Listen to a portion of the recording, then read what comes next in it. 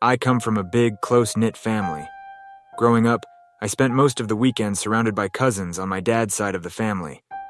One of my uncles lived on a farm where he raised chickens and grew vegetables that he and my aunt sold at the farmer's market. My family and the other uncles' families would frequently spend the weekend afternoons on that farm because we also had chickens and gardens there. Plus, my grandparents lived with that uncle's family, and they wanted to see us too. Anyways, while the grown-ups tended to the gardens and performed work around the farm, all the children would play together. Sometimes we went down to the nearby creek to build dams and catch minnows. We also liked to mess around in the barn and swing on a rope that we tied to the rafters.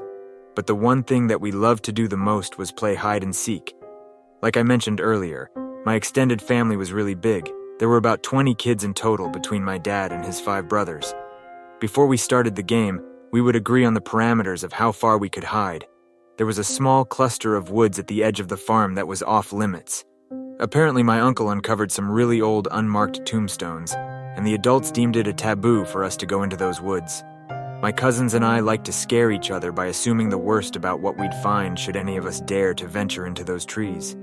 On one particular day of playing hide and seek, after we got into groups of 2 to 3 people, my cousin and I, who was the oldest child among us, thought it would be a good idea to hide out as close to the perimeters as we could go.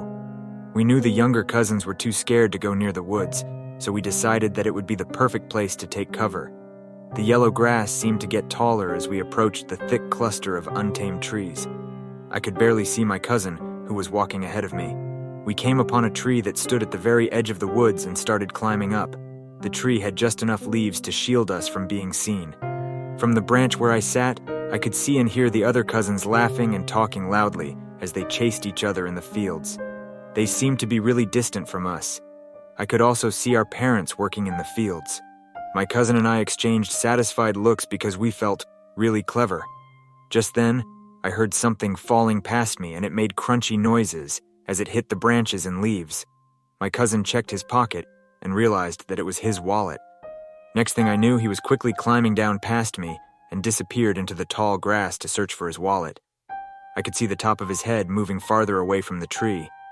After what seemed like a long time, I saw movement in the grass coming towards me.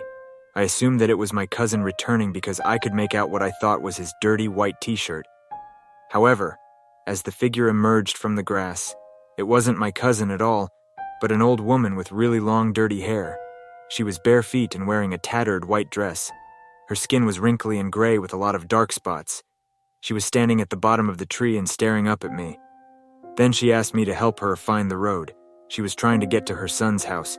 She kept persisting even though I told her that I didn't know what she was talking about. I thought she would go away, but instead, I saw her jump up and grab the bottom branch.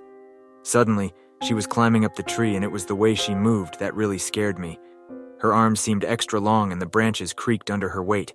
She was staring at me the entire time and had a grin that reminded me of the Grinch. At that moment, I hurried down the tree and didn't wait to get to the lowest branch before jumping to the ground. I heard a thump behind me, but I didn't turn around to see what it was. My intuition told me that it was the old lady jumping off the tree and coming after me. I ran as fast as I could towards my mom, who was tending to her vegetables in the field. I was too terrified to run to the house. When I reached my mom, she saw that I had been crying. She asked me what happened and I told her everything. She first consoled me and then started scolding me for going near the woods. She caused such a scene that my dad and the other adults gathered around to find out what was going on. My grandpa had to spiritually cleanse me that night, and all the grown-ups scolded us for playing hide and seek.